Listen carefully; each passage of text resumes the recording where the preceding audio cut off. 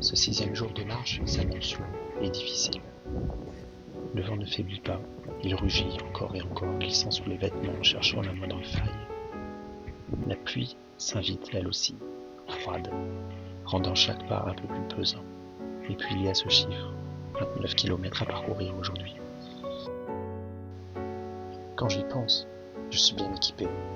Mes chaussures en Cortex, mon poncho de pluie, ma doudoune de trek, mes vêtements en mérinos. J'ai de quoi affronter cette journée. Et pourtant, en y pensant, que dire des pèlerins au Moyen-Âge? Leur équipement était rudimentaire, une simple cape en laine alourdie par la pluie, des chaussures de cuir vite détrempées ou des sabots. Ils avançaient, courbés sous le poids de leur besace et de la fatigue. Pas de chaussures techniques, pas de vêtements respirants, juste leur foi, leur détermination pour affronter les éléments. Je retrouve rapidement ces paysages austères. L'herbe du plateau d'Aubrac est encore jaunie, presque dorée, marquée par la rigueur de l'hiver. Les teintes pâles contrastent avec les lumbrées de pierres sèches qui serpentent à travers les pâturages, témoins silencieux du passage des générations de marcheurs. On dirait que la nature retient son souffle, comme si elle hésitait encore avant d'exploser en 1000 nuances de vert.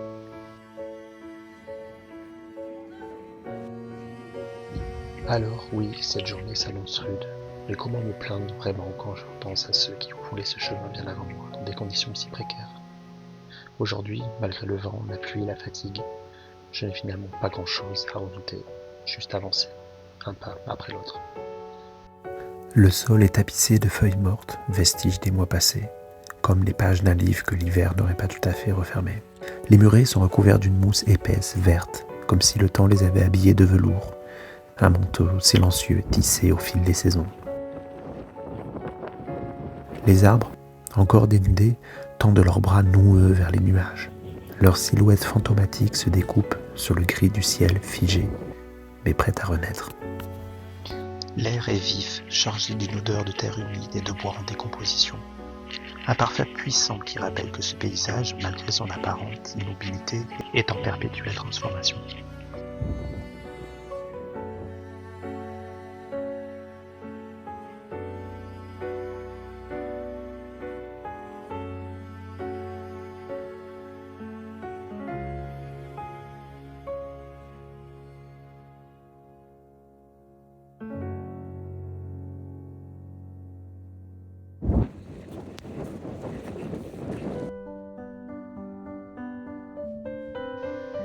Et en avançant, je pense à ceux qui fouleront ces sentiers dans quelques mois, à ceux qui marcheront sous une voûte de feuillage bercée par le chant des oiseaux. Je les imagine s'arrêtant ici, trempant leurs pieds dans l'eau fraîche, savourant cet instant où la marche se fait plus douce. Ici, je sais ce qui m'attend. 7 kilomètres, une longue descente. Pas celle qui surprend au détour d'un virage, pas celle qui se devine à l'ombre des arbres, non. Celle-ci est avancée, claire et nette. Une descente franche qui tire sur les genoux et use les cuisses.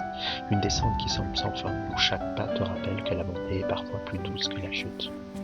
Mais au bout, il y a l'arrivée, le repos,